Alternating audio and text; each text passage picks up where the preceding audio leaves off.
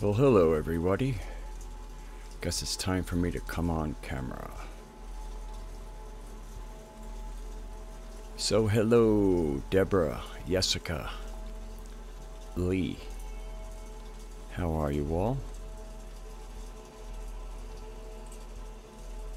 Hello, Mari. Yeah, woo. Well, I should probably turn off the background now. I really enjoy that. That's 432 hertz music with chanting and rain and Tibetan bowls. I really, really like it. And voila. Hello.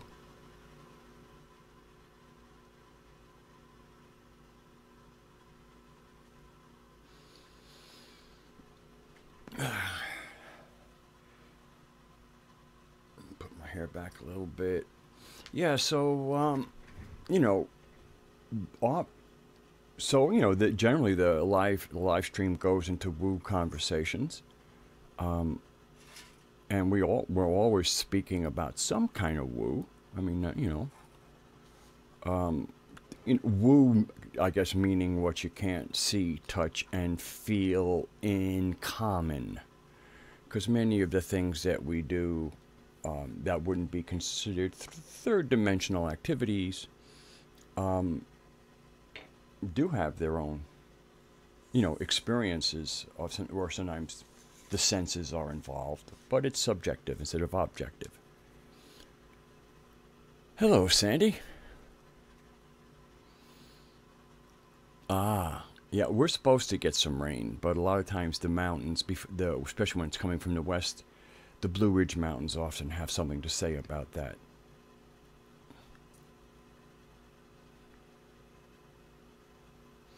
Yeah, I'm having looking at myself in the camera. Looks like I just got out of the shower. I didn't get to the store and get the kind of shampoo I want, so it'll be an oil restoration kind of period.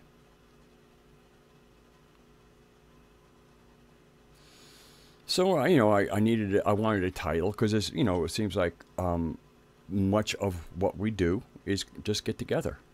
So and that's kind of what it says. What's Woo with You? A weekly live stream to engage with the community. And leaving it open is satisfactory for me, because there's nothing to accomplish except to converse.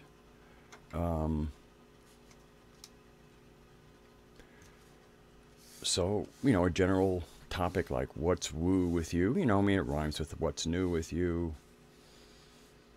It was interesting. I was listening to one of the videos that Danny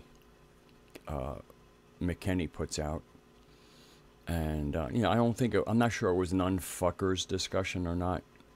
I'm not quite sure what qualifies as what. But, it's her discussions with her peeps. And they're just discussing what's going on in the noosphere and the woosphere. Pretty much kind of similar. But the noosphere actually has some coherence to it. The woosphere, coherence is optional. Things won't be chilling out for a while, Lee, but we can. And actually what I really liked what Danny said is she's kind of doing what I have been moved to do, what Raksha was moved to do, and it's get involved in the things that we love, that we've, been part of our lives. Like Danny's getting back into her jewelry making. Hello, Robin. So it's just, like the fact that I'm really getting back into music. Raksha's really getting back into makeup. And that we can, and getting into that means something that we can also share. But to me, we're not going to get a chill out period, but we can be creative and playful amongst ourselves. And I think a focus, hello, Callan, a focus on, what we do and if others can get involved. And it seems like most of the things that really juice us have other people involved. A lot of times it was the participation or other people's energies that kind of was that last spark to reignite something that you used to do with great passion. But I think the other thing is I've always been into music, but YouTube and what's happening on YouTube, and I'm not talking about the censorship part. I'm talking about the good part of YouTube. The fact that it has been a people's platform, and it still continues to be there, even while they find kind of give some immunocompetence to some of the people they've hired to keep everything from becoming a free for all. There's clearly some stuff on YouTube that would be better for everybody if it wasn't up there. And I'm talking about whether it's woo or opinion. Some of the stuff is just junk food. But I think everything's going to kind of settle down. And I think YouTube can be an incredible platform.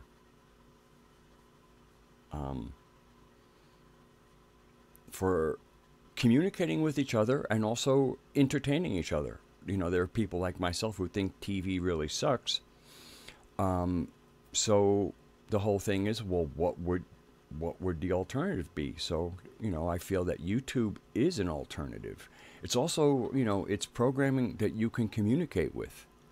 I mean, and during a live stream in real time, there's a lot of, I can get very excited about the potential of YouTube. And I think if YouTube content creators, found ways to form almost like guilds of, like the idea of a performer kind of concept, a critic, comment, narrative examination, things like that. But where people really kind of, get it ready for prime time. It's just like, as somebody who's been a musician all my life, and somebody goes, hey, we got 15 minutes, you want to fill it up? I knew ahead of time, well, I would get up there with some pieces that were ready to be played, like pieces that, I put some time in before I played them publicly. And so I think, with just a little refinement, the YouTube platform is something that is ready to take the place of media for a lot of people.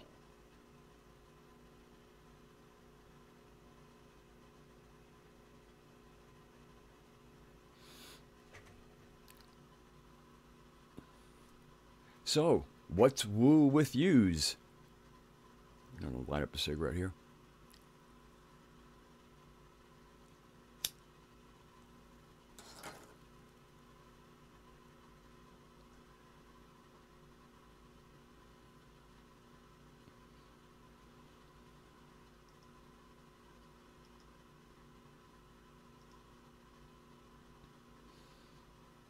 My picture will go off for a second, but I'll be back.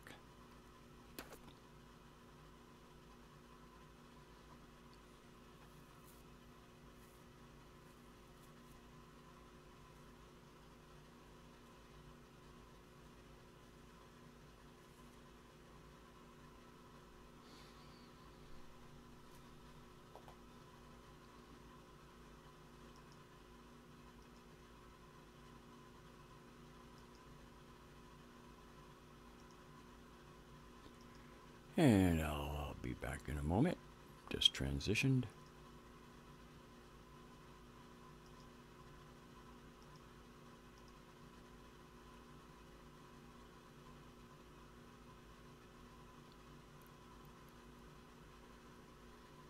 Yeah, I was wondering if, just like having their thread open to have any kind of conversation was going to work as well as me trying to talk about something and then have a separate conversation break out anyway. So I was just trying to, let the flow happen. But I wonder if I actually have to start with a thought so that it'll stimulate people to have other thoughts. I'm trying to get this figured out.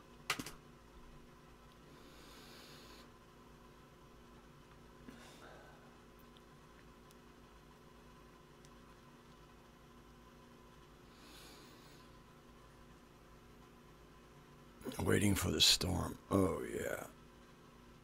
I have to admit, one of the things I'm really getting, I'm not going to say tired of it, because I actually get, it's not, I don't feel like I want to go to sleep. I feel like I want to throw up a little bit.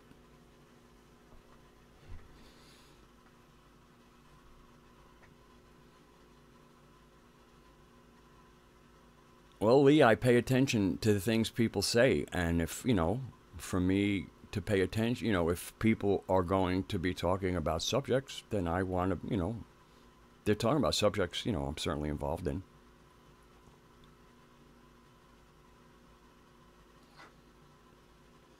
And what we feed into the chat, you never know. You feed a comment in there, and the next thing you know, people are responding.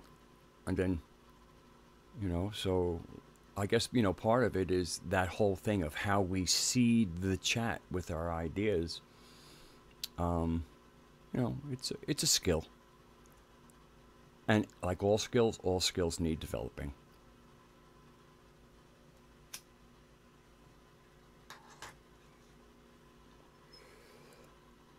John Lash put out a new tape, and plus his other people. Ginny Thwaite is one of the people who puts out good tapes. Hans Carlson, I'll probably start putting those YouTube channels on my feature channels as well.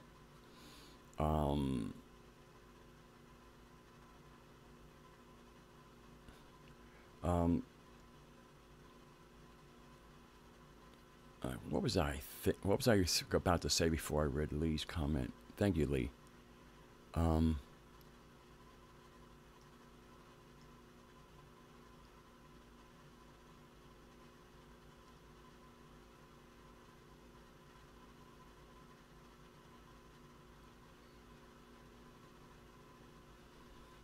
Oh, the storm, right? Yeah, one of the things that's really starting to bug me, I guess that's the proper slang term, is no matter, and it doesn't matter, because again, I'm not on the political spectrum. I know what I like and what I don't like. Now, some of the things I like might have somebody assign me to a political spectrum, but I don't belong to one, and I know I don't.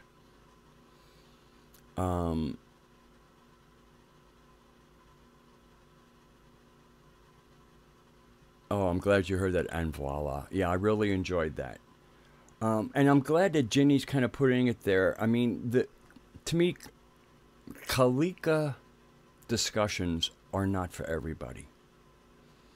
There are people who are approaching John's, to me, the more authentic Gnostic material. I have my opinions on Gnostic materials, because if I had to nail myself as my cosmology, I would put myself under Gnostic, but it would be to me, what I would consider the ancient Gnostic cosmology, and not the cosmology that we find mixed in with other cosmologies in the Nag Hammadi texts. I mean, there are parts of the original Gnostic cosmology in the Nag Hammadi text, but they'll post that, and then they'll have some other verses or language that are not part of the same thing. It's cut and pasting.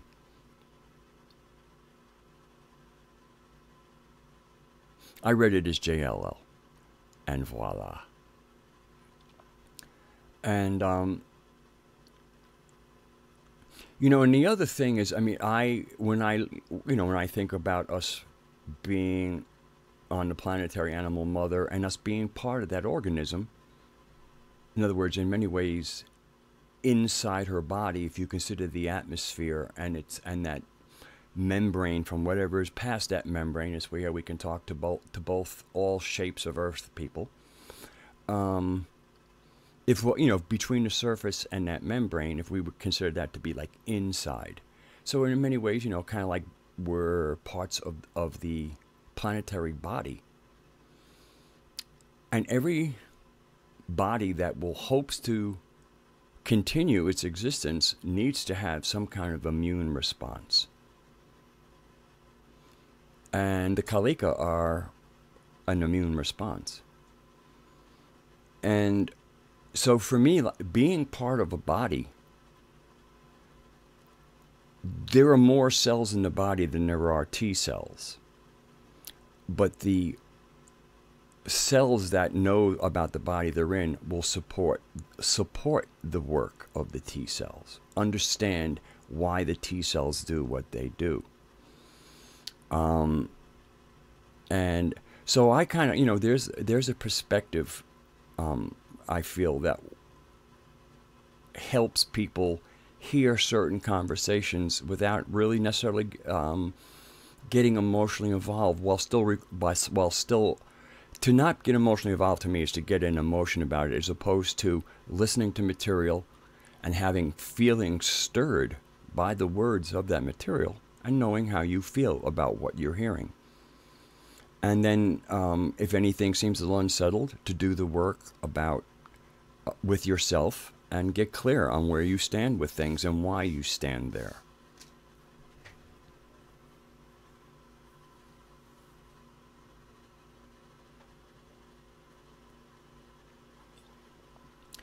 So, I let Jenny know I really enjoyed hearing that conversation. But I certainly, I definitely understand. Well, ignorance is our greatest, has always been our greatest enemy, and has always been, and keeping us in ignorance has always been the greatest tool. I won't call it a weapon. They use it, you can use a screwdriver like a weapon. You can use a hammer like a weapon. An axe for cutting wood is a tool.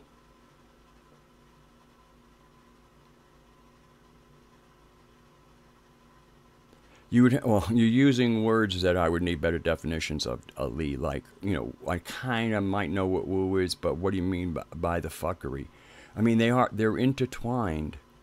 Much of the fuckery happens in the woo, because they see credulous, gullible people by the millions, and they get. First of all, there's always the misleading. That's a benefit, but there's also the lulls. The demonic lulls they get out of just getting people to believe ridiculous things.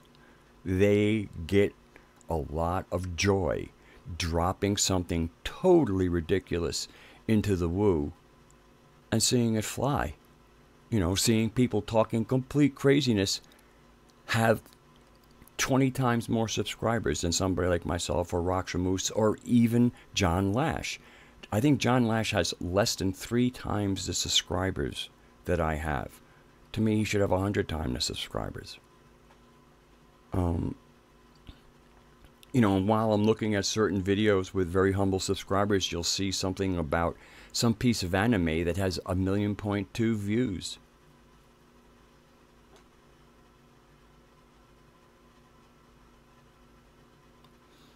Planet X, I mean, again, to me, everybody should just have their opinion on it. You think there's some validity to it, you don't. And unless effects of Planet X are experienced, it certainly doesn't matter to me. I don't have any plans. If they said Planet X is arriving next week, I'm not exactly sure what I would do differently. Because, again, Mama's in everything. See, I never lose where I am or where we are, because where I am is where we are. I never lose where we are and who we're with. And that is no small thing. It is probably the hugest part of it. And so I interpret any kind of celestial, planetary thought, prognostication, concern with the fact of this isn't just a planetary type event. This isn't just objects wherever they are. Because you have to realize, this is one of the things that gets really tricky in these combined communities. Is there are certain people who are very who can't have conversations. And like if I were to say space and they're a flat Earth person, suddenly they get triggered. As opposed, I mean, people say lots of things that I think are absolutely, and not about flat Earth. I'm talking about a lot of things. And I realize if I were to kind of, get triggered, I could get real silly in a chat too. Um, so I actually, I'm very comfortable with a realm that isn't, part of the planetary thing. But then we have all this. I mean, the Gnostic cosmology is based on that we are a planet and we're surrounded by hostile planets. Um, and so, and again, that's before NASA. I mean, a lot of the flat Earth thing is that this is NASA, being NASA shills. The ancient Greeks who seem to have by through their measuring things for their satisfied to themselves that the Earth was round. NASA wasn't around then. So that's the only thing I ever say when people get kind of hot and really adamant, especially if they use the NASA shill. I just remind them that the ancient Greeks are not NASA shills. And with all of, to me, the flat Earth, round Earth argument is a classic example of what's wrong with us. That whatever shape the Earth is, we can conduct our business on it. And so our business of getting along and building better relationships doesn't matter the shape of the Earth. So anybody who makes the shape of the Earth more important than relationships is fucked up. Relationships come first.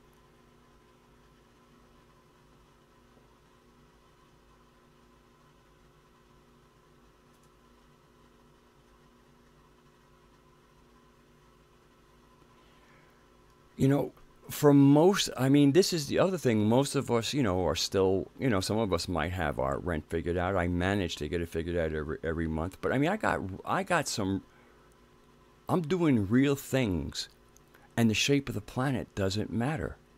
Because if I think I'm doing things on a round Earth, but it's flat, I'm still doing the same things. If I think I'm doing things on a flat Earth and it's round, it's still the same thing.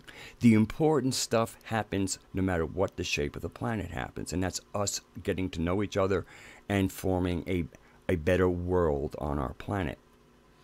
So, I mean, again, if any real, like, clash about that is one side is screwed up, if not both sides. It's just silly. Anyway, so back to what bugs me on either side of the political spectrum is laughing at the pain of others. There's a bunch of people who are currently not part of, or not part of the current administration. Some of them are, but there are some people, and it looks like they did some creepy things that they're getting caught in. I certainly want them out of influence, but I see cartoons, I see memes that are celebrating, like, let's talk about Hillary, we're referring to Hillary, like the Schadenfreude, the demon's mirth over the misfortune of another. Again, I have zero empathy for her. I mean, I've already felt into her. It's not that's a waste of empathy there. But my own being is affected by what brings me joy. And if seeing others miserable brings me joy, then I'm really no different than the person who's seeing them miserable brings me joy, because the reason supposedly I'm happy to see them miserable is because they like seeing us miserable. So it's tit for tat, eye for an eye. And that's all, that doesn't work. That's what you do when you haven't got anything figured out. Tit for tat is just reactive. So I just, so like, let's take a thing like Next Network, which is ridiculously pro-Trump. And again, they have headlines that, like, celebrate the misfortune of others, and I just don't want to be like that. I don't want to have anything to do with it. I really don't.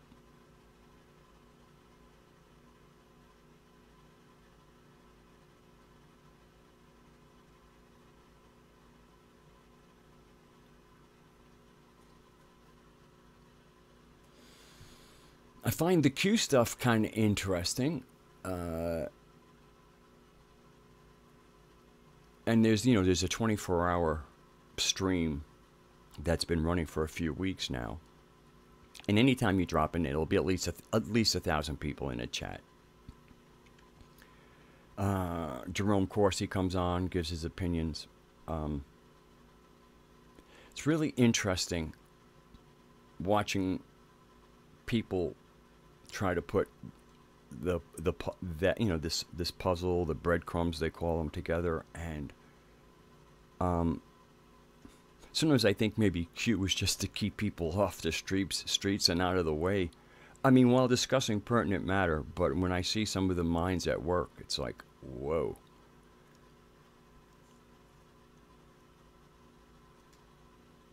Yeah, and that's one of, and voila. One of the reasons I did my Can't You Hear Me Gnostic stream was I wanted to just kind of have another place where, to me, what I would consider the more ancient and authentic Gnostic thought could be disseminated, but inviting everybody in to, like, let's just talk about this stuff. And apparently, as a theme, it was working out. But I'm not sure, I don't know. Who knows? I mean, I could always, I still have the thumbnail. I guess I changed my mind. I'm not I didn't take an oath.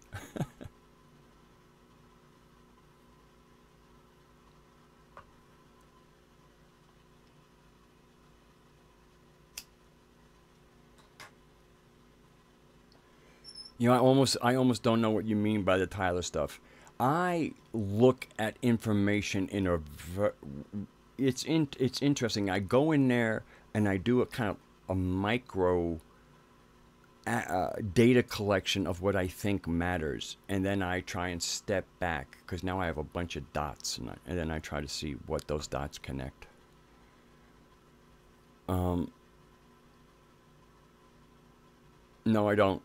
Defango is only a name I've heard. I have, I'm trying to get something new done, and I have, and also something for online and something for practicality in my life, which is amp building and repair.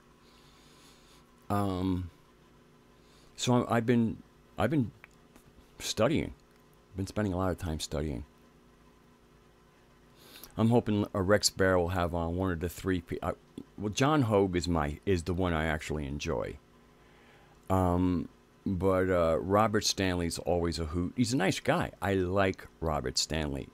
Whatever experience he had, he didn't turn into a bad person, but something happened to him.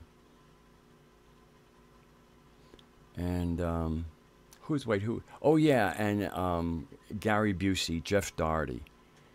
He was always a hoot to have on. Now his energy, like Robert Stanley, you're wondering if he's going to make it through a sentence sometimes. Where with Gary, you wonder if he's going to have a stroke while he's doing his delivery. But you kind of wondered the same thing when Gary Busey was acting. Yeah, Robert Stanley is he's a nice guy.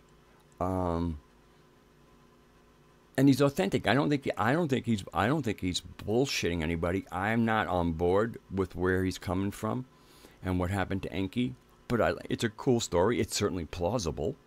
It's just not. I can't. When I do my own investigation into it, I come up with different conclusions.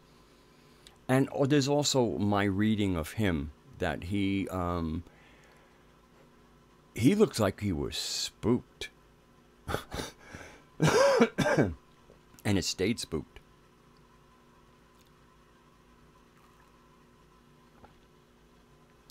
But how can you not like a guy with guitars hanging behind him?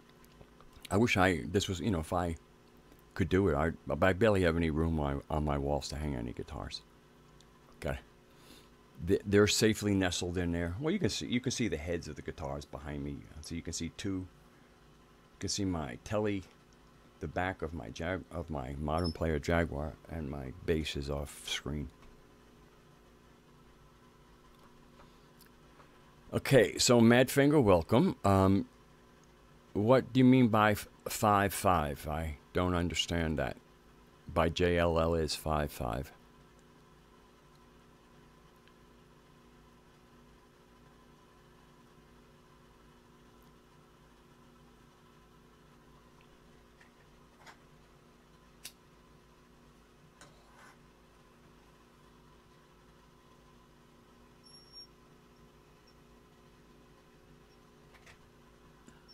Yeah, well, Doc did a stream yesterday, and then he left me a message to contact him, and I contacted him, but he doesn't even know that I contacted him. He hasn't even seen that I've contacted him yet.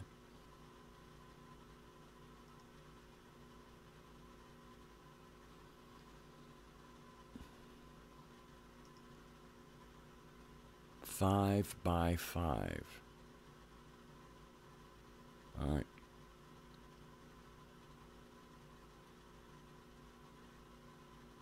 Oh, okay. Yeah, John. I mean, John Lash is. His teachings are really what got me where I needed to get. I mean, his opening up the door to the cosmology, introducing the real Sophia, and then you got plenty of work to do. Um, it's a personal relationship, not a story somebody tells you.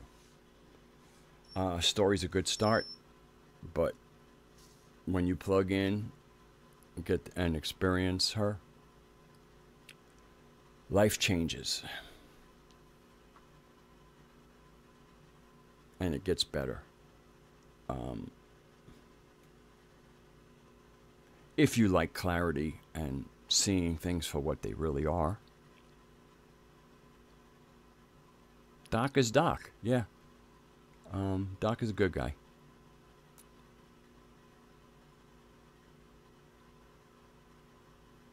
Now, when you say Gary, do you mean Lee? Do you mean Gary Busey? Because that's the only Gary that's coming to my mind.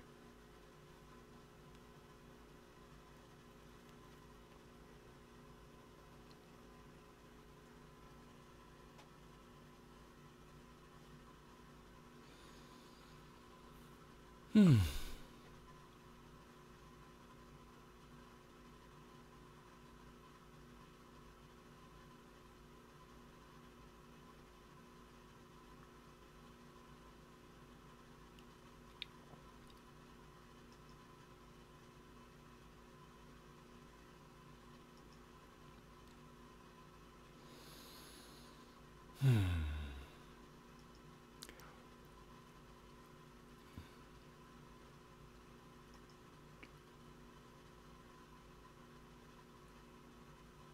The guy that sells rods. Yeah, I guess I am a little I'm a little behind on my social references here, which is fine with me. I have been a social retard all my life. Comes with being an Aspie. And it's funny, I referred to myself as a social retard long before I found out the second part. Um, oh, we didn't. We're just wooing around, Jessica. There's no objective here other than to find a conversation that works for everybody.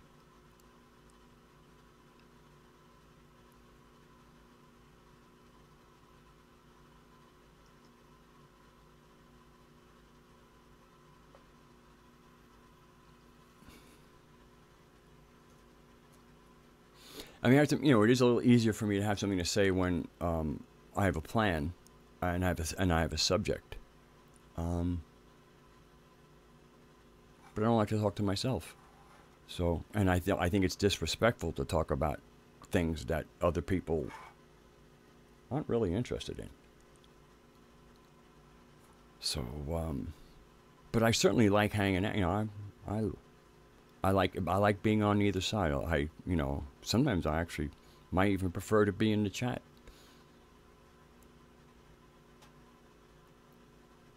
And who knows, something might pop into my head and suddenly I'll explode into verbiage.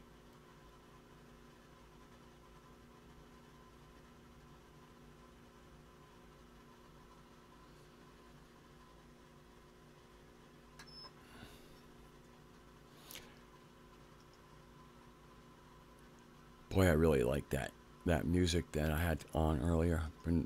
It's a 2-hour video, and I have probably listened to at least 8 or 10 hours of it. Repeating it. But look at my hair. Oh my God. Talk about a bad hair day.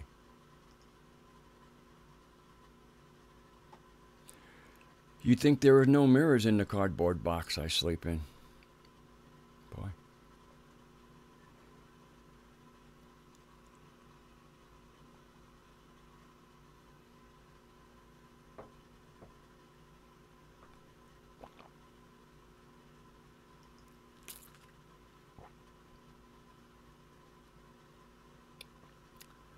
Hey, on Gnostic Bite has a new video up. Mary Magdalene, High Priestess of Ancient Mysteries.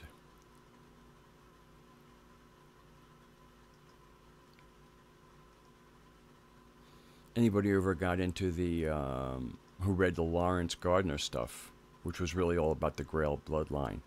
Plenty of stuff about Mary Magdalene there.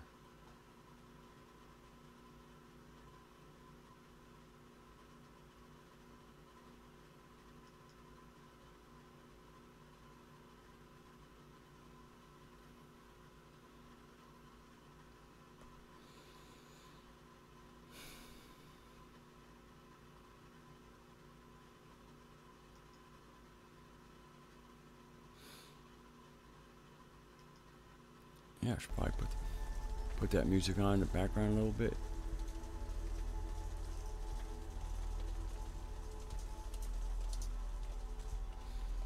Maybe it'll put me in a find something to say.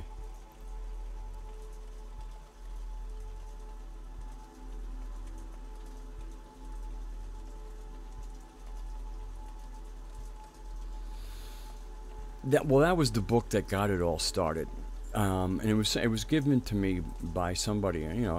I'd never heard it, and I read it, and I'm like, wow. And then I bought almost every Lawrence Gardner book as soon as they came out. These were during my working days when I wanted to buy something I could, and it got to it was fascinating, but it got to the point where he was releasing his books so quickly that basically if he had like 3 or 4 chapters of new material, he'd put a new book. So the book would have 15 chapters, and 11 of the chapters you'd basically already read. After the 4th book of rereading the 1st, 2nd, and 3rd book, it started getting a little tedious. In other words, it was almost like you were paying for updates, buying a book, and what you were really getting was new information with the old information, sometimes in a more condensed form. But he has one where he goes into describing vampires, werewolves, and how these names arose, and the fairies. It's pretty interesting reading, but he believed in the bloodlines. He believed in the Grail bloodline. He thought that there was a special kind of human being or human genetics on this planet. And I guess I had a little bit of an ear for it when I started. I don't know, that was like maybe before the teens in 2000, I forget, because I don't track time very well, because I don't try to. But once you find out who we are, anybody touting out any of that special bloodline stuff, they need to get mooned. And if he was still around, I'd offer him an honorary moon.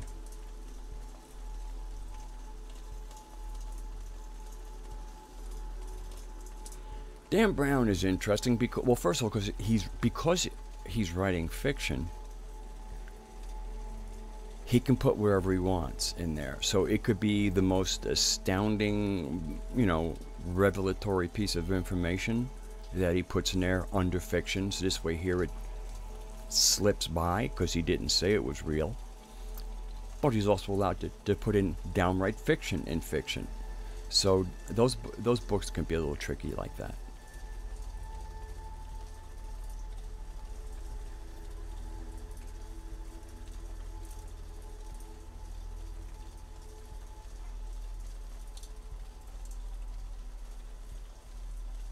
No, I didn't even. I forget. I know there supposedly is Unitarian humor. Because I have been told when I've been exposed to it, but I always have to be told when I'm exposed to it. Oh, Callan asked a really good question. You know, I think I can maybe just turn down my background music a little bit. Can I? A little? Yeah, I can.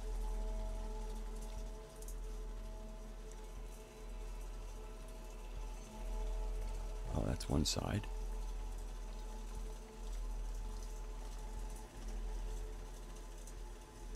Yeah, maybe I should turn it off. I really want to answer Callan's question. So I'll turn it off for a second. I have not experienced the organic light in the full initiatory aspect. And part of that is I have not, generally the initiation was facilitated by other aspects of Mother Nature, shall we say. So if I can get some materials, I would set aside a very special time and day and see whether or not. But there's that full, thick organic light, is kind of like a crowning moment. But when I look even into especially at night when I'm in my bed and it's dark in my room, and I look up, and I think anybody really can, you can see almost like splotches of white light around when you allow your vision to change. Because we're in her dream. So, to me, the organic light is a real coalescence of that essence and a real presence. But her presence is everywhere. And so I do see, kind of like wisps, almost, rather than the real organic light, almost thick, nougat-y mist. This is more like, disparate wisps. So the answer is no.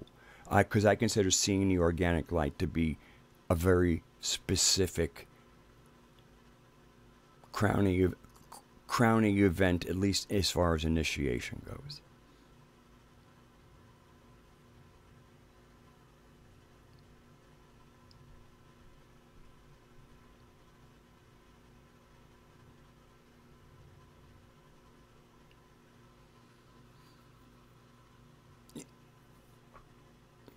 Good comment there, and voila. Yeah, I feel yoga in many ways is, a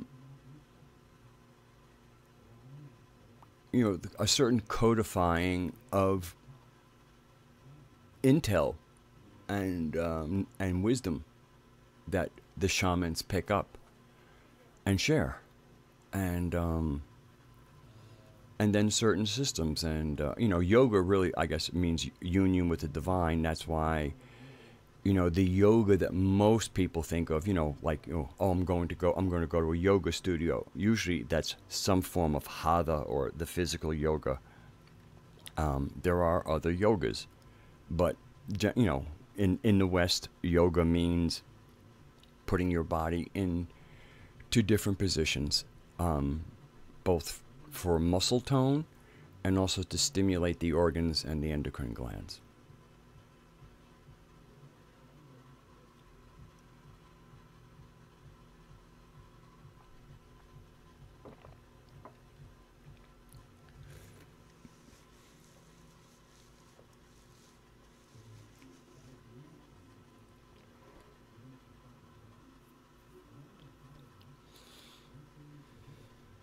Oh, there's correlations between, the web, the thread that runs through these things, is amazing, and what's amazing is to see sometimes the things that get stuck on those threads.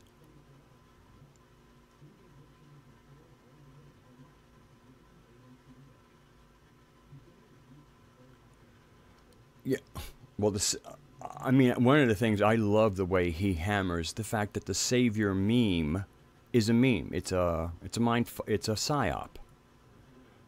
It's a disempowering, humans are worthless narrative.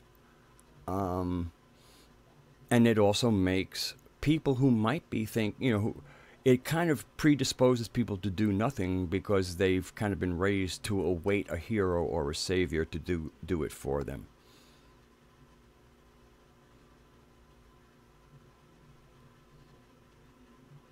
I was commenting to you, Madfinger. The Sophianic narrative is our narrative.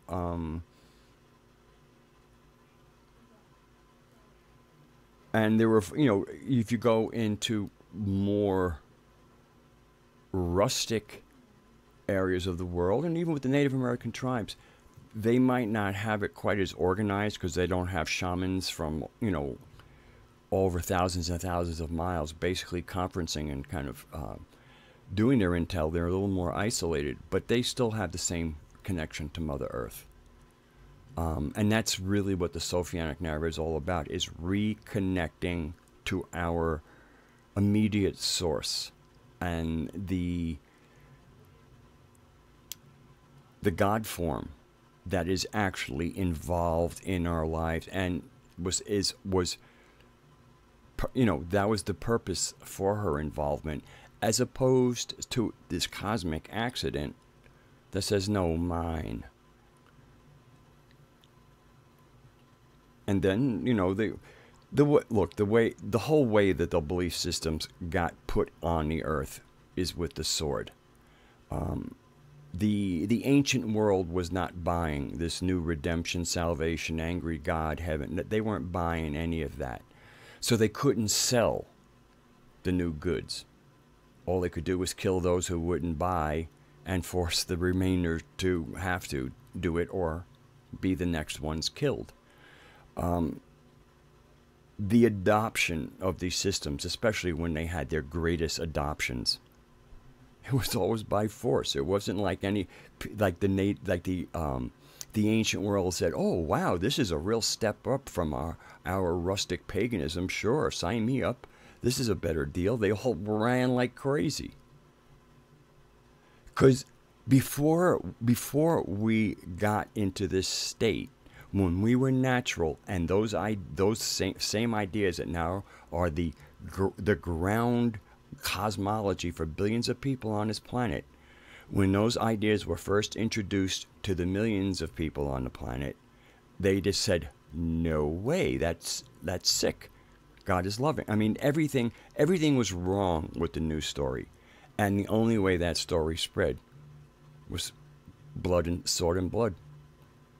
And once it became the dogma, now, once it got established, now children would be born, be told that cosmology, and then they would spend most of their adult life, if they woke up enough, trying to get that shit out of their head.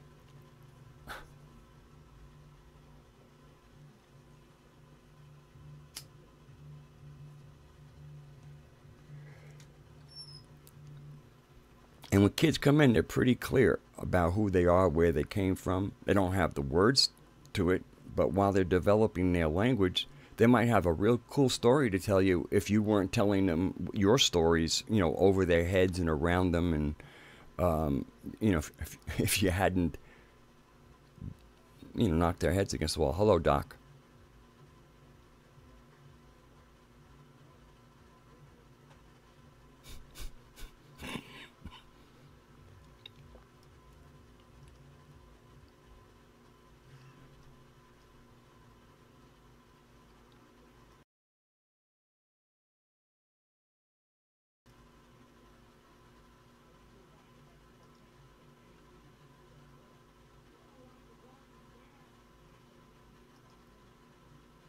Doc, you still haven't seen the contacts I did to you on Google Plus or whatever those things are called.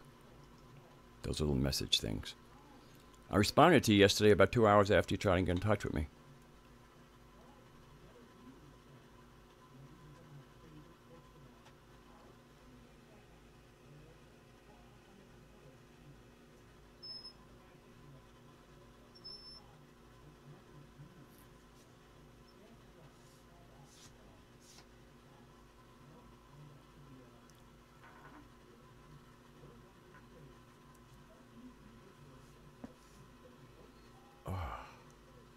got a good adjustment in my back.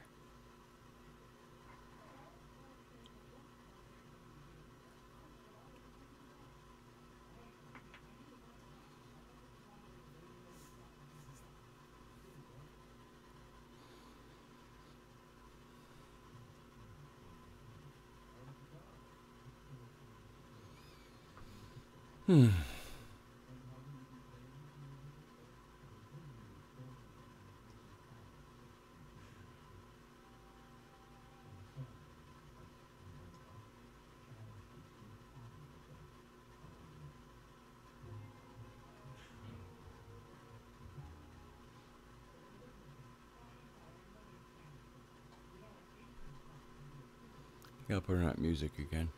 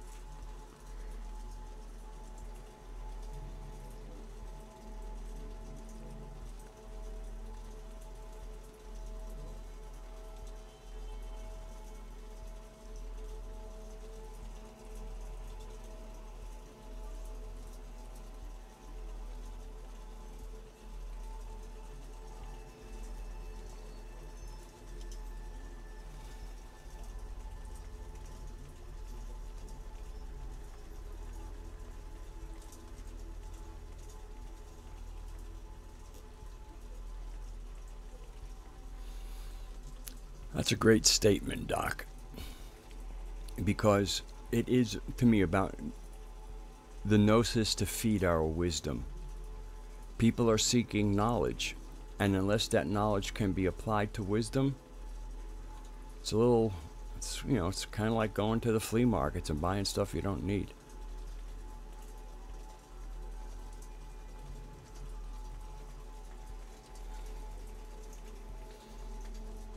And that's why it's been a lot easier for me,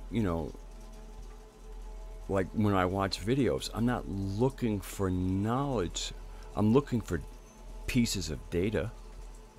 But they're data that allows my wisdom and gnosis to expand. We can be, knowledge is a great thing. Knowledge is a big part of it. But again, it's if you know what you're looking for, and what I'm looking for is wisdom. I'm looking for wisdom. So the kind of knowledge that I'll want to look for are things that increase my wisdom, because as my wisdom increases, the ability for gnosis is also enhanced.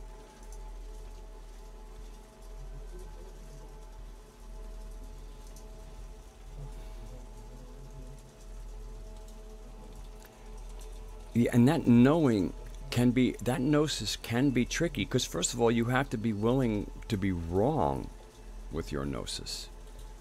um, like really comfortable where that your gnosis arrives from having really done a fair amount of inner work, and it isn't attached to something that you like per se.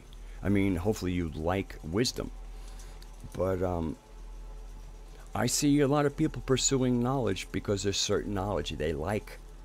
They they're hoping that that will result in the wisdom because they would like their wisdom to be that flavor.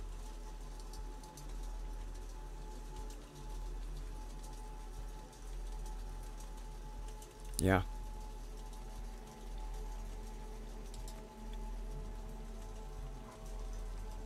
Oh, I said yeah to the last thing you put in a chat, Doc.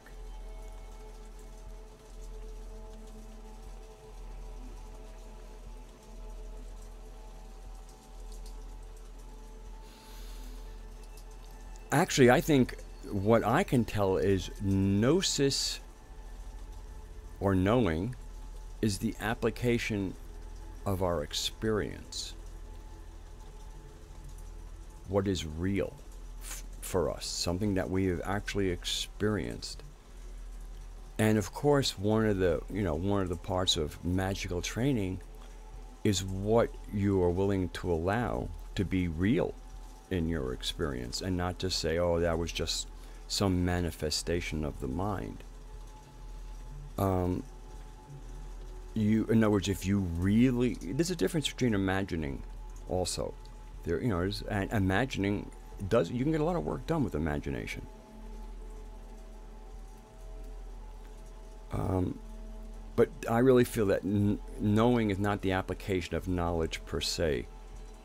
Knowing is the gnosis you get from your experiences, and then doing the inner work so that the experience that you had gets unpacked or decoded. Because a lot of times these things are multi-layered. They're given as a package, and then you need to unpack it. And sometimes after you unpack it, you realize there's some assembling required, and the instructions were not in the box. Now sometimes you can get the instructions from where you got the box, but it's a lot of inner work.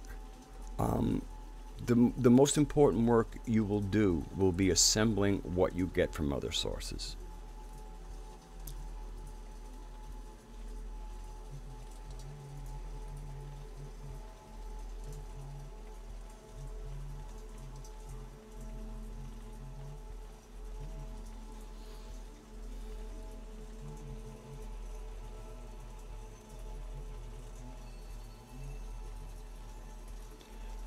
Gnosis is your personal knowledge, your personal knowing. It's it's personal, but then again, and there are aspects of our personal life that are private, and there are aspects of our personal life that are shareable.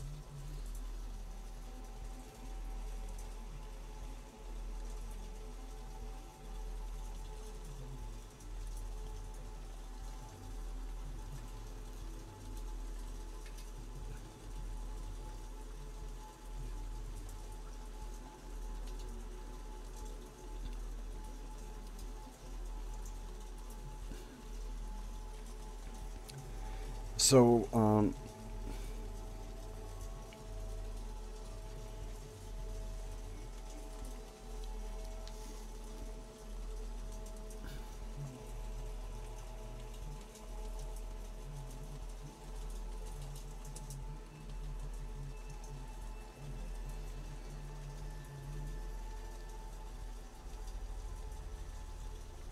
really trying to think where I'd like to take this.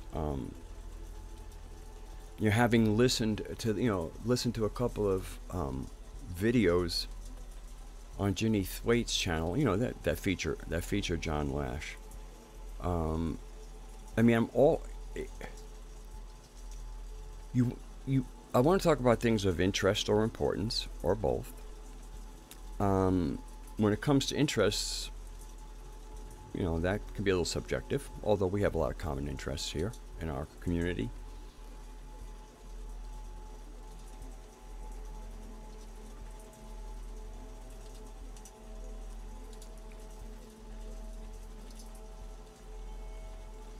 Um, Lee, it's interesting.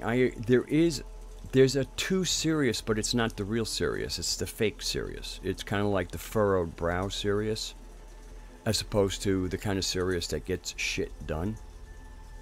You know, that kind of serious that can be done, you know, telling jokes and having fun while you get it done. Hello, Fractal Truth. Um, yeah, there is a lot of taking things too seriously, but we are in transformative times, and there is a serious application of our attention, both inner and outer, that is called for during these times, to come out at least sane on the other side, whether you have a body or not, whatever that other side is.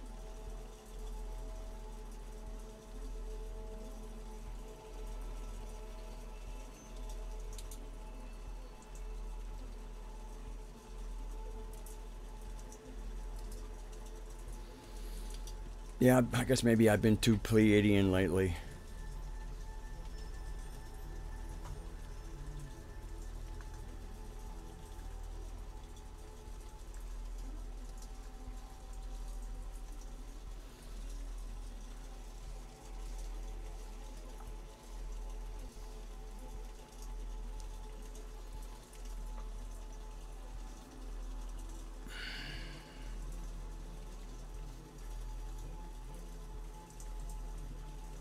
I read an interesting thing on Minds. They're just saying the difference between, or maybe I don't know. Was it on Minds or was it on something that I don't think is really Q, but supposedly it's a Q Twitter tweet?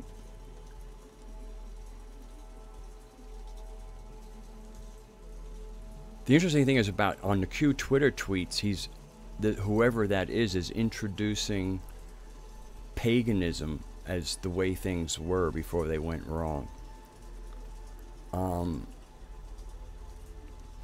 And I find that kind of interesting. And apparently, you know, that isn't the real Q. So there, because I mean, the Q crowd has a lot of really strong Christians in it. So this kind of Q Twitter character coming up with basically the old ways, was very interesting. And maybe it was there I read that magic is not the same as witchcraft. I thought, I like that. Because a lot of witchcraft is fuckery.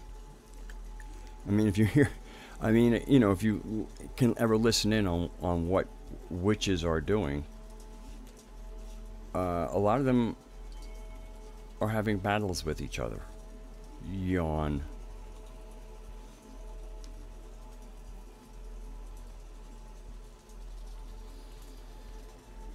Now, magic is our natural. It's our world.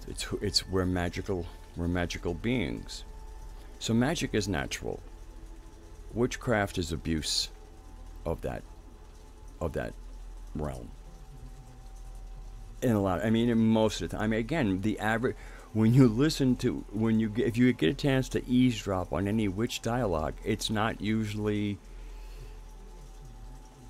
you know, to help the trees grow. Not that there aren't some people not, you know, doing. You can always notice somebody will be doing something kind and good. But a lot of it, you know, until people really get a better grip on their egos, not get rid of them, but manage them like a dog, like you would manage your own dog. You know, kind of like make sure that your dog doesn't hump people's legs, doesn't shit on your neighbor's lawn. And if you can't get them, keep it on a leash. And if it has gotten that through, well, then you can let it roam a little bit. But you still might turn your back and think everything's handled, and there it is up on somebody's leg with that grin on its face while it's doing this.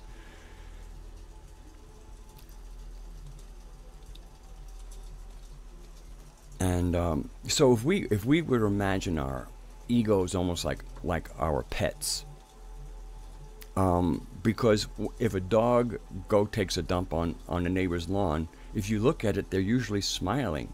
And then when they're done, they wag their tail. They don't. I mean, that's not the sign of somebody doing something nasty.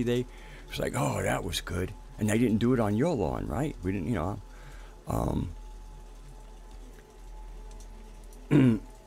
but the ego does. The ego is your higher self's, personality, your mask for the world, your interface, and it is something to manage. So, and if you once you get that managed, it's not like you'll never have thoughts of fuckery, but they stay thoughts, and they don't last very long. They're kind of like a real brain fart where it happens inside the brain. The stench arises, and you go, and at first you're going like, "What's that?" And then you go like, oh, "Get that! Oh no, clear it! Get that out of here." Hello, Reemsy. How's squishing?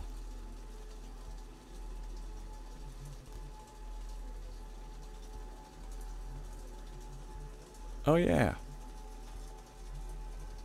Thanks for presencing that. And if I recall, this year it is a little early. I think there was a couple of YouTubes on that. But it is the season.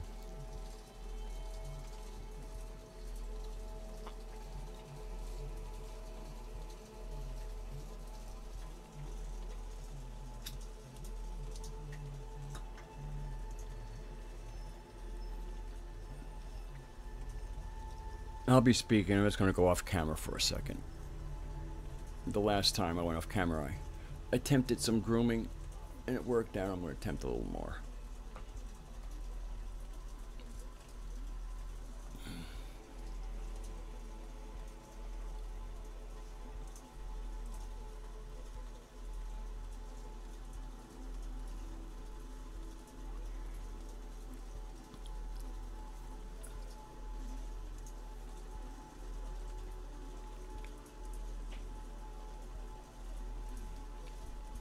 I like this thumbnail.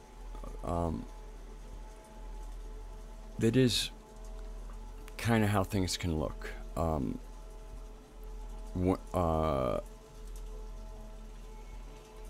the other world, and in between. Oh, I know what I want to share. Had a little aha about something.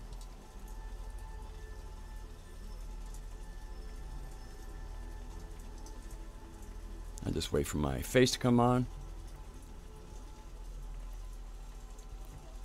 There I am. Let me get to my thing here for a second. It had to do with sacred places, ley lines, and things like that.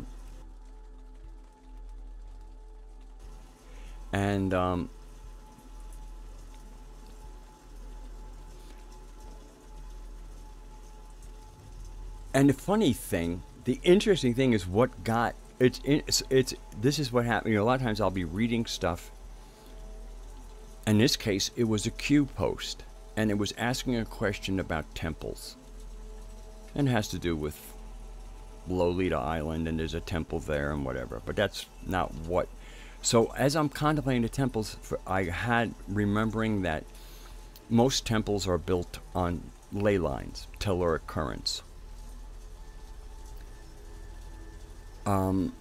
And there, and I got this really powerful picture. One was, first of all, the ley lines and the telluric currents are very weak these days. They're almost like dried up rivers because they used to course with the psychic energy of us and the mother together. That break has dried up the currents terribly. I mean, they're still there, and they could be revivified, but they're really just about dormant. But anyway, so you had, before there were churches, there were temples. And I've done a fair amount of study on temples and their resonance, and the fact that so building them on ley lines not only allowed for certain sacred geometrical patterns to be laid out in the bigger thing, but even from node to node. Each node was its own communication point, and it communicated in at least two ways. One was with the temple itself. The temple itself produced a frequency, and usually the temple was hooked up to was a different frequency, and together they made a chord. And then there was also that the resident priest or priestess was able to telepathically communicate with all the other temples on the current with greater facility and sometimes with great accuracy. So that would be what I would call the 3D application of why you would build your temples on the ley lines. And I might have just said something that everybody figures, we knew that. Thanks for going over it. The extra piece I got, and if you didn't know that other stuff, I'm glad to share it. The other piece I got, which to me really, hello Kalendal, was that the ley lines, although they are, they're channeling real earth energy in a real earth way, the ley lines also have an etheric template. So in many ways, building a temple on a node of these lines will allow that temple to exist not only on the earth, but in fourth dimensional space. So especially when the currents were active, the temple was not only a place of communication and a certain frequency, it was also a way for you to rise your spirit into the fourth dimension, because the temple was actually had a representation in the unphysical world. In other words, building a temple there was like building a temple on the next level. And that's what I got. And I found that fun. It wasn't like a piece of information you could do a lot with right now. But it's all part of recovering who we were, what we did, and why we did it.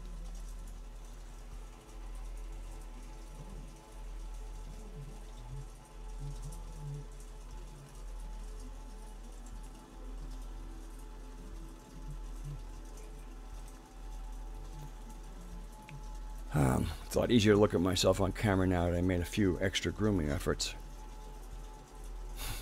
The original look was...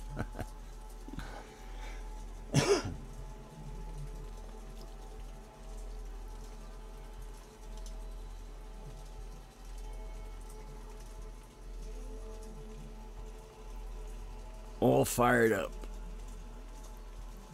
on a Monday night.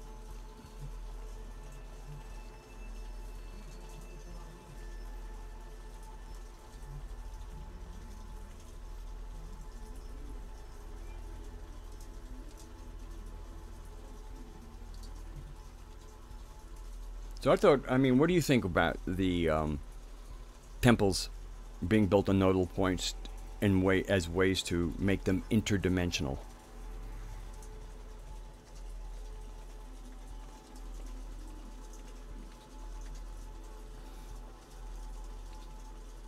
Oh, I love Sylvia New Earth. New Earth has fed many a meditation. The information that Sylvie puts out on New Earth has led to a lot of breakthroughs, a lot of remembering. Remembering is a big part of this. If reincarnation is part of how you experience, if that's your gnosis, don't try to remember who you were, just try to remember what it was like. Try to remember how it was to be on this planet. Matter of fact, last night, one of the things that I thought was really interesting was because I was feeling anxiety around finances. I think anxiety around finances is something a lot of regular people experience on a regular basis. And in many ways, if you pay attention to it, in many ways, there's almost always a little something sucking there at your third chakra regarding finances. And when I said, land me in a situation before money. and all the stress left my body. And now as I was doing some meditations going to sleep last night, because I identified like a puckering somewhere, and what is this? Oh yeah, it's, you know, figuring out some money things here. And then I realized that for the average everybody kind of walks around with that, and that was something that is not part of the natural world. It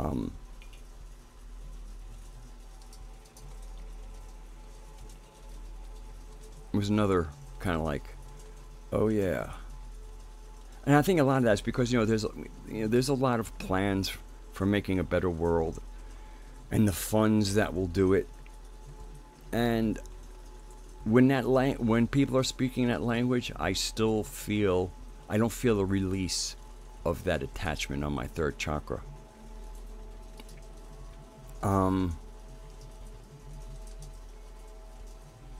Yeah. The way we trade currently, the way we live, and, you know, and paying to live, man, is it broken. It is so broken.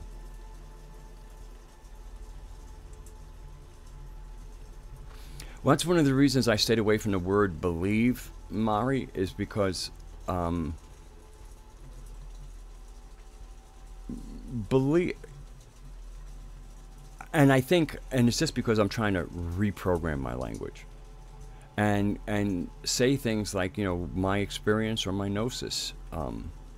So I don't believe in reincarnation. I can experience memories from different time periods, and with senses of different genders. Again, I don't go for the personality as much, because the personality is some kind of reformation. I mean, it's another chip off the old block.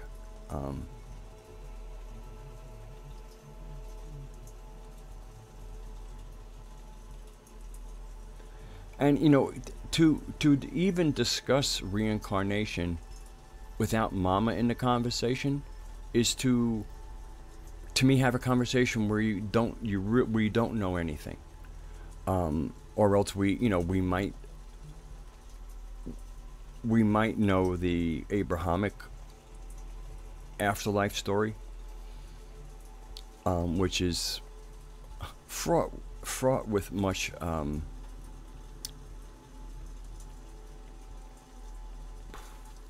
concern for many people, because based on the psychological profile of who presented all these laws, doesn't seem like the kind of person go, I know you didn't mean anything bad, you know. And then of course the whole heaven and hell thing. But when you come into like a Gnostic or, you know, a Sophianic cosmology, and and all the different spirits that occupy this planet, and understand that human is just one of the choices, one of the ways of being on this conscious and on this planet.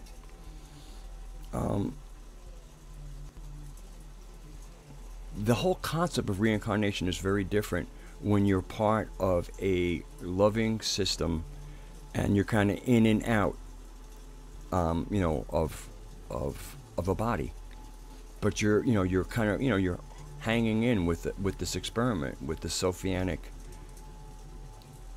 dream.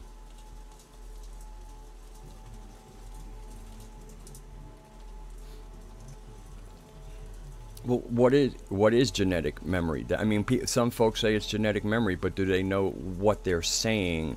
Even if they're correct, they could be totally correct, but do they know what genetic memory means?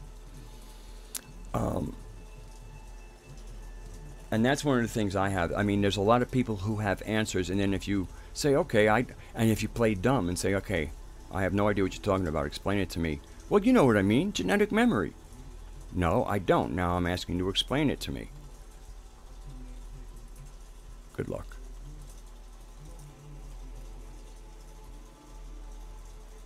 But the genetics, yeah, that's what I mean, our DNA. You know, it's kind of like, it's like a portal. It's amazing stuff. So, yeah, I mean, a lot of how we can tap into that is what's sitting right in the cells we have right now that still has that memory sitting right there. So past life memory can be genetic memory because there's not a whole, there's really no difference there.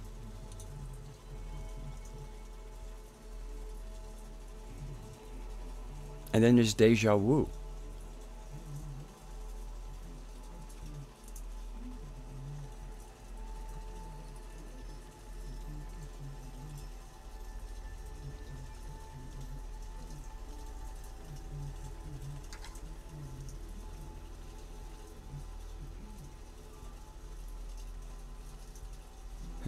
It's funny. I almost named, Robin says, I have no clue, and I almost named whatever tonight's show was Clueless in Creation, but it just wouldn't fly with me. And then,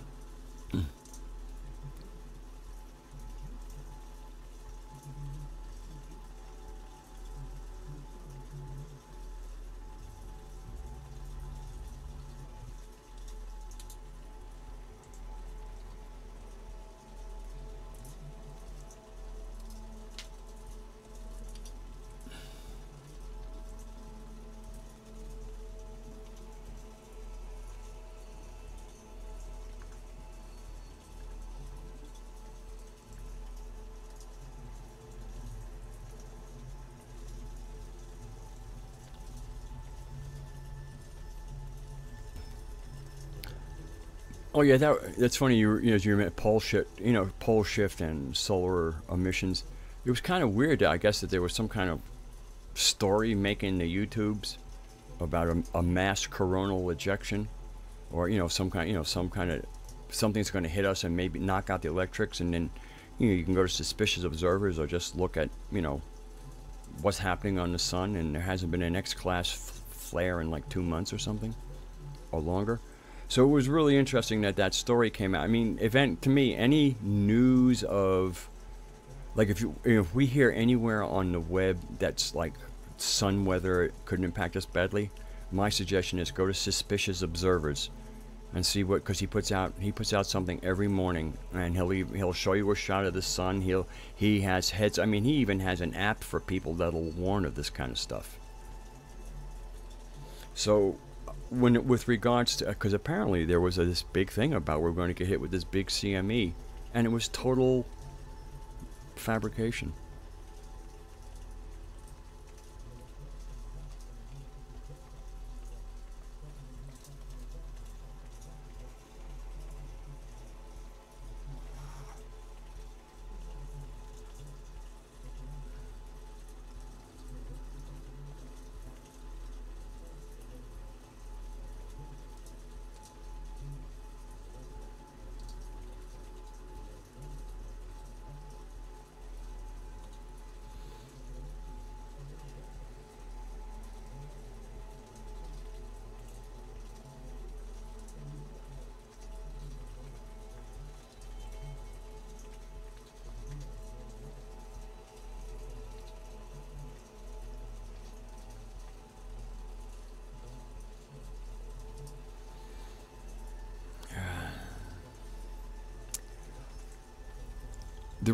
In many ways, the real reason electricity is the Achilles heel of modern civilization is because it's ubiquitous, and the man who figured out how to pull it out of the air was stopped from doing it.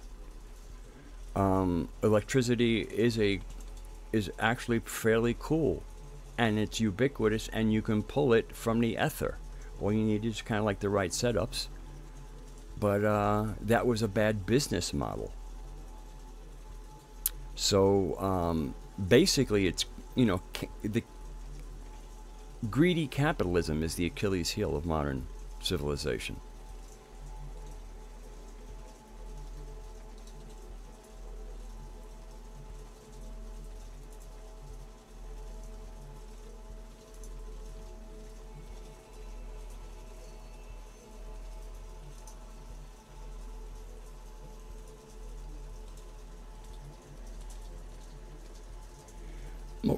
I have to admit, I was very dismissive. I wouldn't say. I mean, I could see that there was an effect. I could see that I remembered things one way, and now they were showing up another way.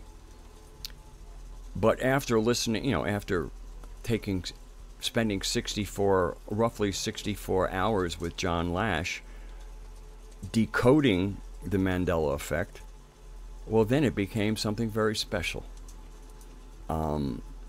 Hearing other people. I mean, I guess the main thing I had against the Mandela effect is because people who who were completely clueless about what might be going on. When you have no clue, you'll throw anything into the ring. So it really got to be goofy. But the observation was real. The data was real. And it took, unfortunately, John Lash took it upon himself to see that Sophia was doing something. And then he got in contact and also used his probative, or the Snoopy factor, as he likes to say. And he investigated. And I thought he did an incredible, amazing job.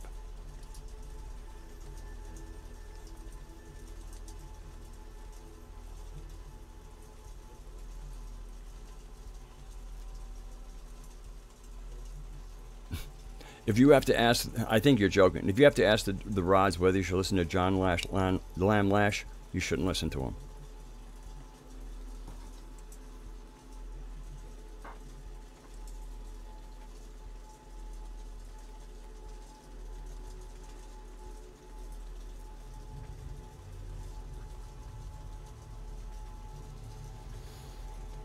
Okay, Kalendal, we'll have a good night.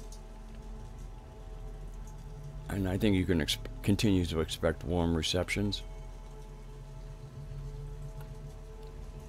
Watch out if they get warm and moist. I know you were joking, Lee. You would do. I think you had said maybe 2 or 3, semi-serious things you would do to do something like that. It's part of, it's kind of part of your rhythm. Oh, you're sticking around. Excuse me, again, I don't. Excuse me for misreading it, but after all, it is chat. Well, I didn't know. I had been, well, because I had been part of a lot of the earlier things that John did. I was used to getting emails with MP3s in them, and then finding typing his name into YouTube and listening to the many interviews he did. So I didn't discover the Mandela effect, I think, until he was like in the high 20s or the 30s.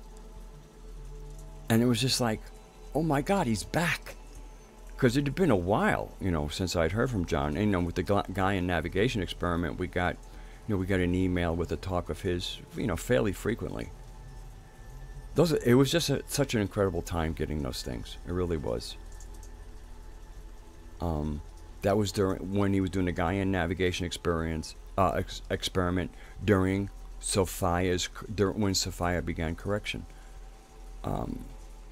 He's really an incredible navigator. And that's, I respect the work that John has done. Do I follow him? Well, I certainly follow him to know what to hear what he has to say. In other words, as he puts something new out, I want to hear it. Has he had a discussion? And I'm enjoying these more off the cuff things that both Hans Carlson and Ginny Thwaite are posting up. They're kind of, I guess they're almost private recordings they might have made of private sessions they had with John, and John is letting them go out. And what I can see why John has such a loyal following, because when you hear him interact with people who have kind of become his students, there's so much love and playfulness, and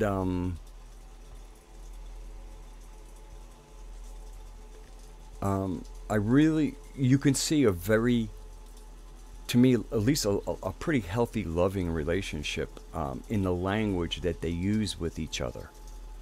If you're in a situation where, oh, he's smiling, let's say, JLL was acting nice, but in private he was a little bit of a heavy or something like that. Nope. If anything, he's lighter. If anything, when he's acting with his peeps, seems like he's in a certain sense of joy. So it's a real pleasure to hear that stuff. Well, yeah, I mean, it was a banal curiosity when the effects were being seen but misunderstood. Again, it's like hearing thunder and somebody goes, "Oh, that's the giants playing bowling ball in the clouds." Okay? You you experience something, everybody hears the thunder, everybody sees that they used to say wine skins and now it says bottles. Okay. So in other words, everybody's kind of seeing or getting the same sensory data. But then the conclusion, if they come to a conclusion, could be fun, even poetic, playful, but not serious. And it's just amazing how John. But again, John, when you connect with Sophia and then she starts to do something, she's going to let you know she's doing it.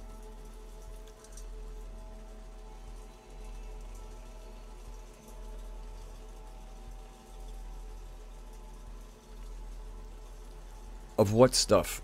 I mean, I'm not sure. Do you think anyone's taking advantage of that stuff?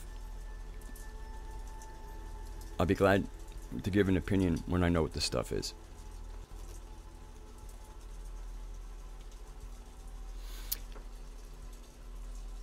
Every teacher, just like even every parent, everybody wants to be completely neutral, but there's usually somebody amongst your brood of children or your classroom of students. There's just somebody that just makes you smile a little more than the rest.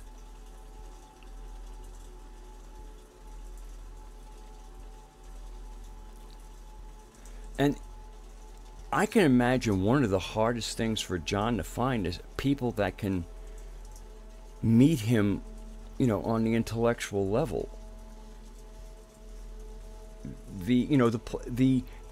The level that John speaks from is above the average intellect, and which is probably one of the reasons why a SpongeBob SquarePants will have 2 million views. And 1 million subscribers, and John Lash, gets a couple of thousand views and a couple of thousand subscribers. What John Lash has to say and the way he's saying it in the language that he's delivering it, there are people who just won't be able to do it. They won't. They would need pictures. And that's just the way it is. And as long as we all realize that and we make sure that nobody gets lost, we'll be fine.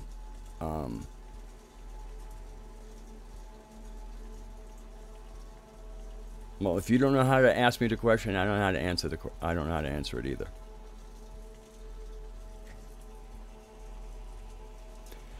I mean, the whole New Age. I mean, let's take this. Do you think anybody's taking advantage? Let's say, do you think anyone's taking advantage of the New Age? That's what ruined the New Age.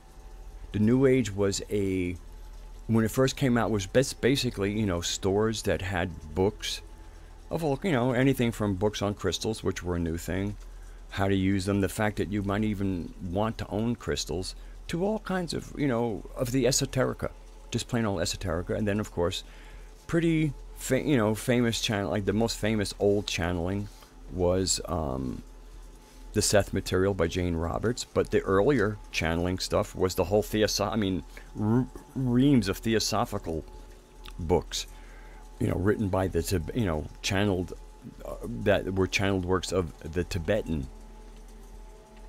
So, when it comes to this whole woo thing, where facts are not required, where hard facts are, I mean, this is like, this kind of alternative community is a place where facts are absolutely not required to make an assertion. And start a meme, and my God, maybe even a YouTube channel.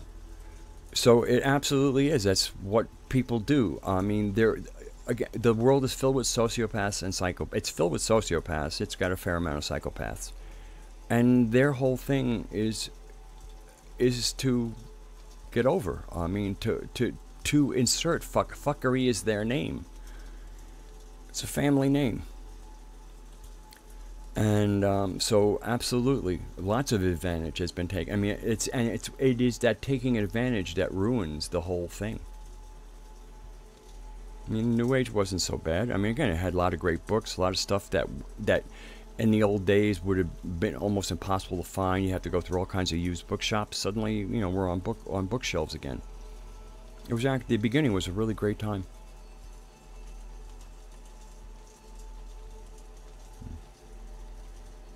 Mysticism would have no other name. In other words, you can't be. Rosicrucian is a system. It has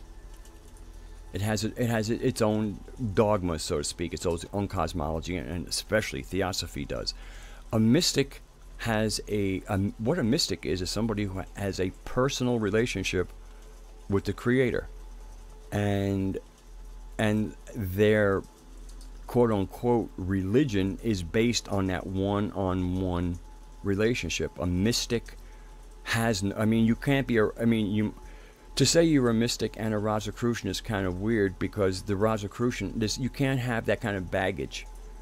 To me, I mean, of course, you can still be a mystic, but mysticism is really about you don't need books, because you're in real time. I mean, the books are great. If you're literate, people love reading. Reading is like a drug. It can be a lot of fun. But mysticism is just its own pursuit. It's to be a solitaire, or a solitary in kind of the Wiccan terms. When you don't belong to a coven, you practice by yourself. Well, for all intents and purposes, Theosophy and Rosicrucian are covens. So the mystic is the solitaire.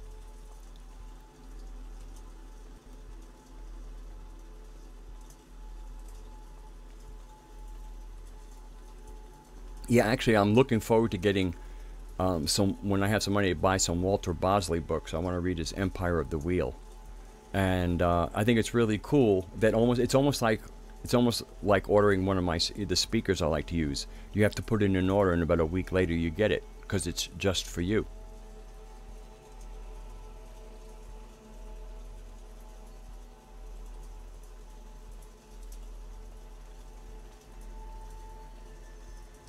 So I think Reemsy will return. Either a few pounds lighter, or pint or a quart lighter, I guess, according to the information left.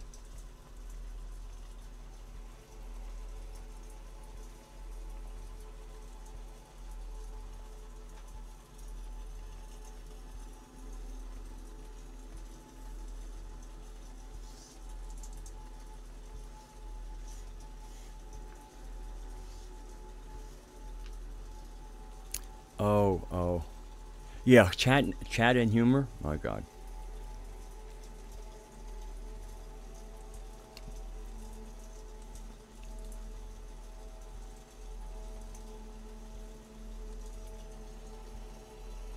Oh, Est. I might have mentioned, I went to a weekend Est. I guess it's called the Landmark Forum or something like that. I went because my then wife had done, she never did anything without getting really involved, and usually becoming part of the team. But because I was a reverend, I got a scholarship. Whatever it normally I have no idea what they normally cost, but mine was free. I got a scholarship. And it's hardly a waste of anybody's time. It might be a waste of people's money for time. But it was the beginning. To me, these were the beginnings of our awakening, and they served their purpose and their time.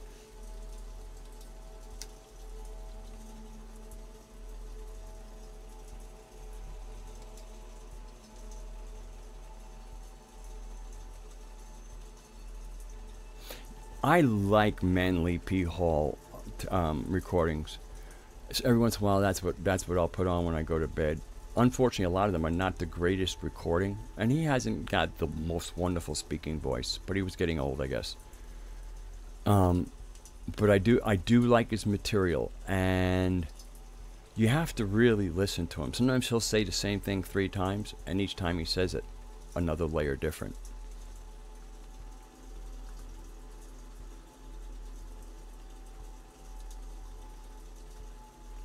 I have a PDF. I have a PDF of the Secret Teachings. I enjoy, I enjoy his speaking because first of all, he does have a sense of humor.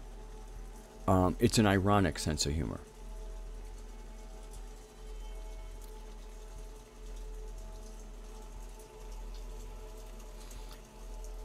Like I said, all I know about the little bit, I think I read a chapter or two of a Dianetics book, and I read the concept of an engram. The concept of the engram is a great starting tool if you ever really want to get to understand the difference between how your mind works and how your emotions work. And although they often work together, there's 2 distinct parts to that.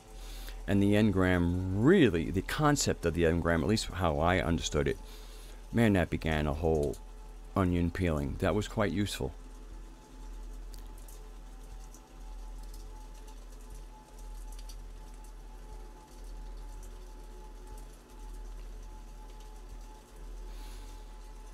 I mean, sometimes Manly will make a statement, and then he'll, like I say, he'll make it, then he'll say it a slightly different way, and a slightly different way, and it almost kind of goes from something a churchgoer, even though it's a little more outside of that, but like almost like some of his statements. The first one is for people who are transitioning.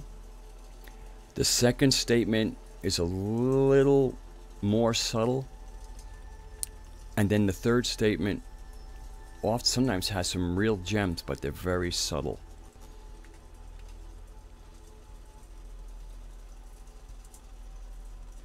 Yeah, so he's a lot of fun to listen to. I like people that will be speaking to 2 or more audiences at once. I enjoy that. Because I'm certainly one of those audiences. Well, we're all one of those audiences. He really does. He does a great job of speaking to everybody.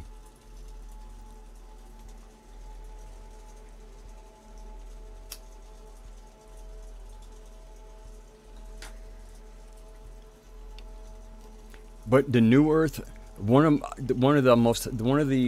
websites that I always get I get wood for when I see a new video is up is the New Earth YouTube site.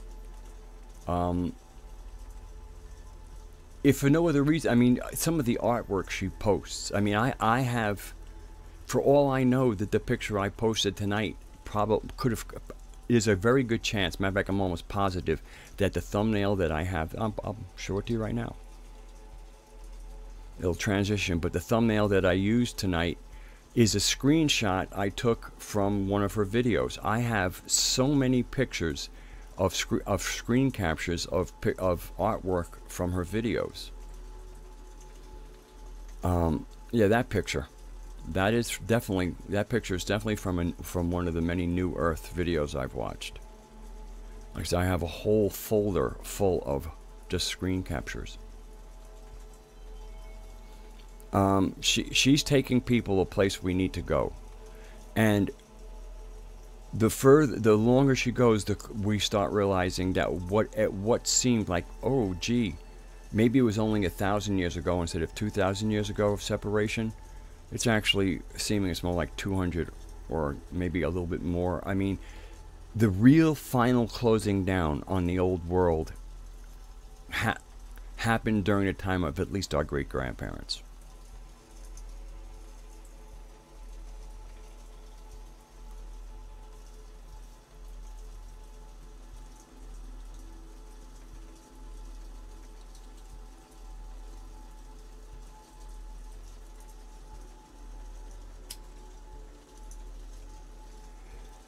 For me, a lot of times, and often I'll see that New Earth pop up, and then I'll go searching and, whoring with other videos, and then especially, and sometimes some of the stuff you get exposed to from people because it's just like,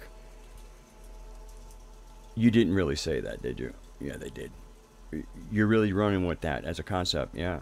Oh God. So sometimes I will watch videos and really not be in the greatest place, and I can put on a New Earth video, and I just can get some sanity.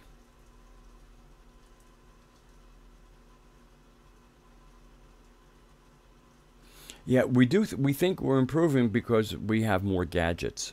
Um, yeah, no, she does. She does. She does a really good job.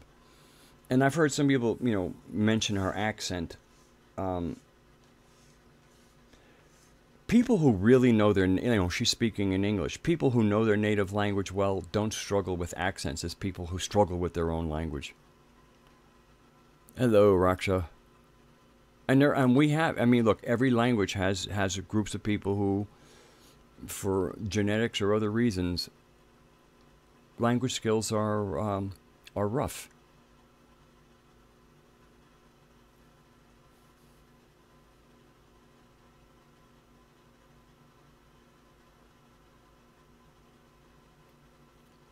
Yeah, Raksha wanted to be part of when I stopped the stream, not when I started it.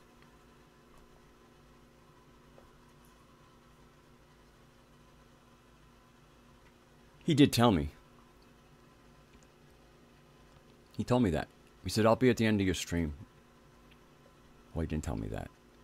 But he told me he wouldn't be at the beginning.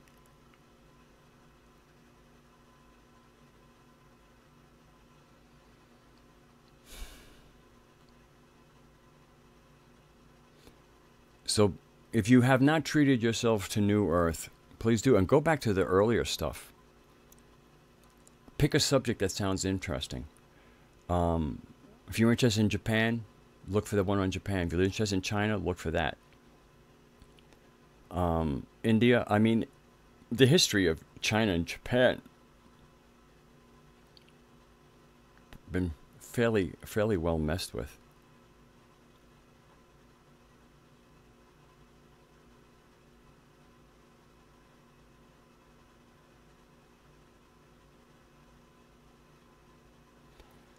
Yes, well, that's good because I'm not sure listening to this live stream might have given you wrinkles.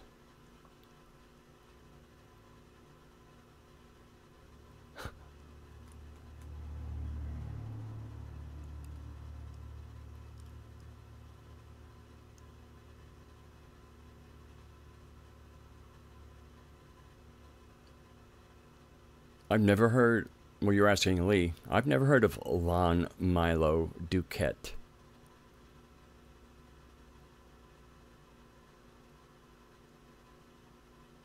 Oh, Doc, he answered your question with a question. Wow.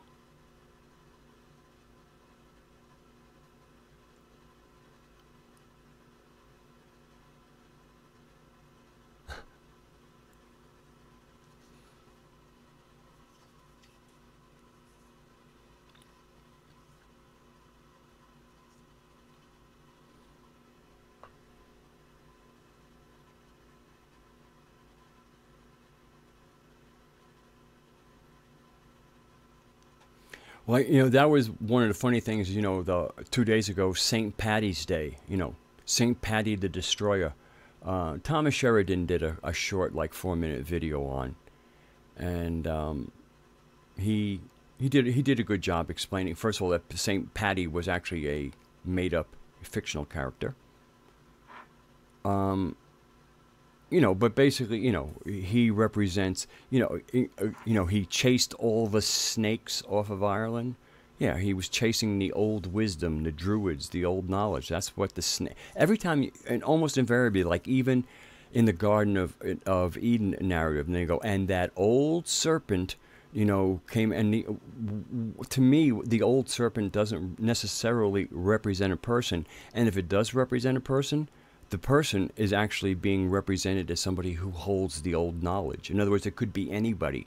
The most important thing is what they're being told is what every human had known for thousands of years. That's what that old serpent, and they even say that old serpent And that was the old ways, the old knowledge that, I mean, the way, again, the phrasing is something that's been around, like, oh, the old serpent, here it comes.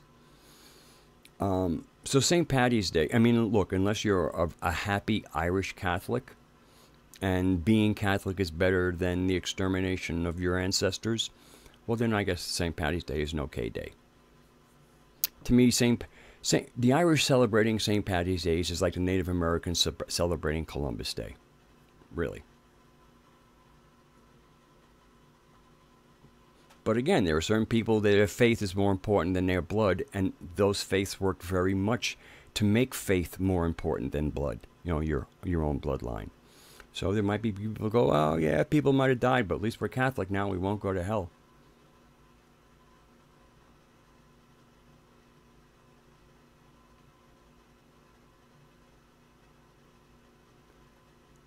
Looking for serpents.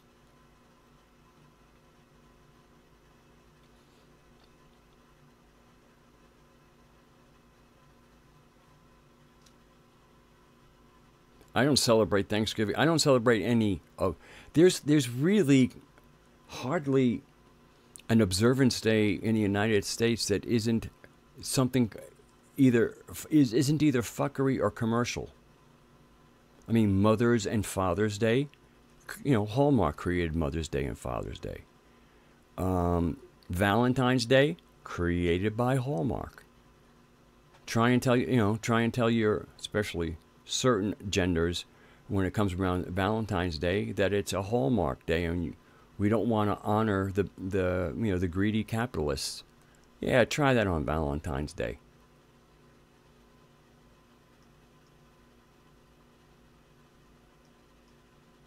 It'd be an interesting. I'm not saying that it won't work, but I guess you can find out what. You can kind of start separating walk from talk when you get to some of those things where it's time to call bullshit on the bullshit.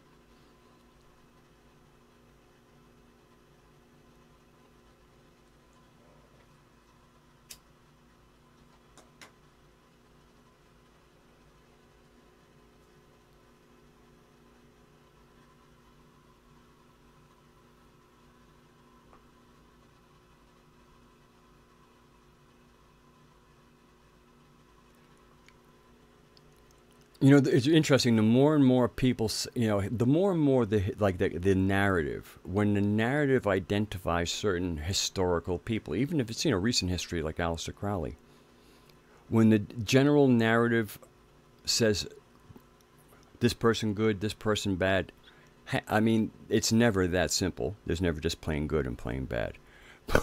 But when they're applying this person is more savory than another, very often when it comes to the narrative, if you just reverse everything, you get a lot closer. I mean, Winston Churchill was a piece of work.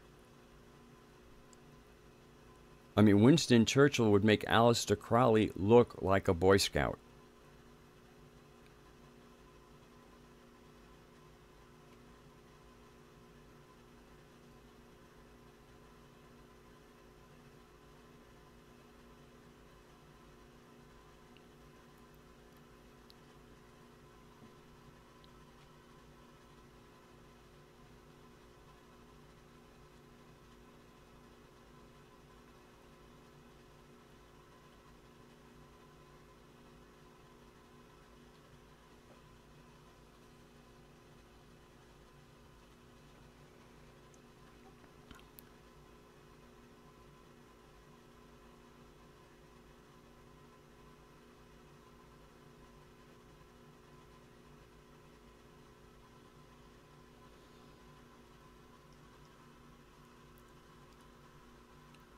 I'm going to put on the music we started with. Oh, I got to restart it. Okay. Because we're getting ready to say goodnight.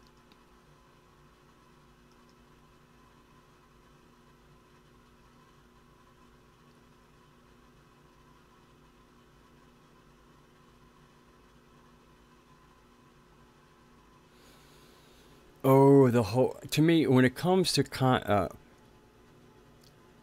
if there's if just one must read if you're still kind of playing with some of the old, the Abrahamic narratives, read the book of Job.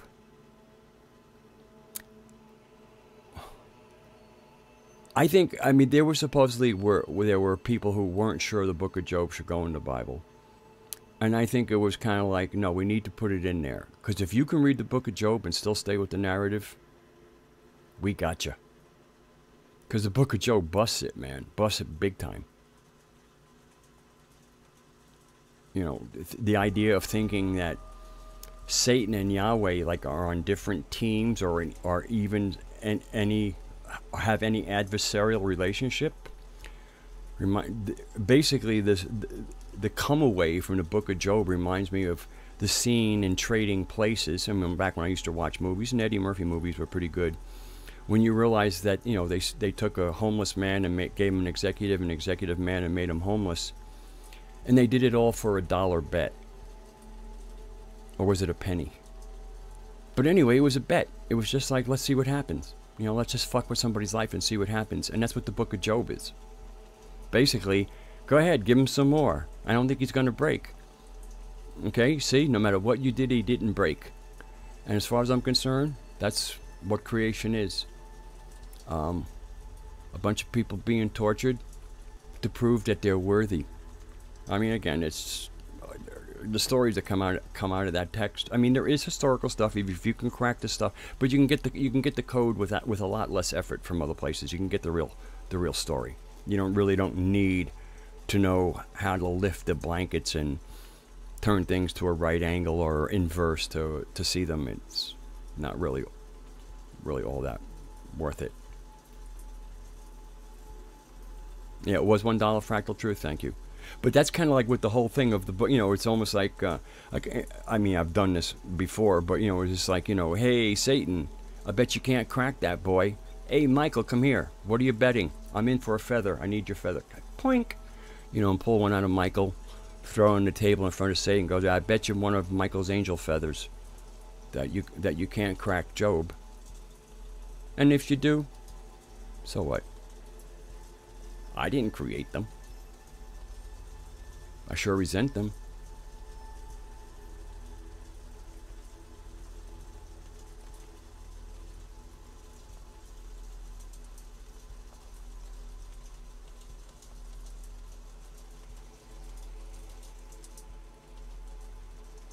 No, I haven't read Jung's interpretation.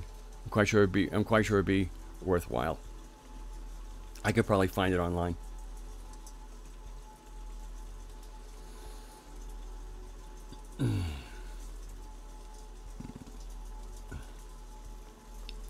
Okay, everybody. So I hope we've had a nice little community gathering here.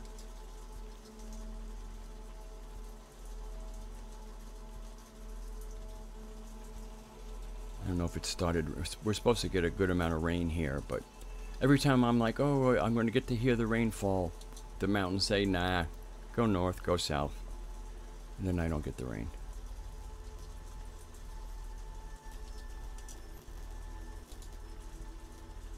And Weber Speakers did an Instagram that I read, and they're coming out with an 8-inch hemp speaker. And boy, do I want one of their 8-inch hemp speakers, so I'm pretty stoked about that. Should be in another week or so. So anyway, I'm going to say goodnight now.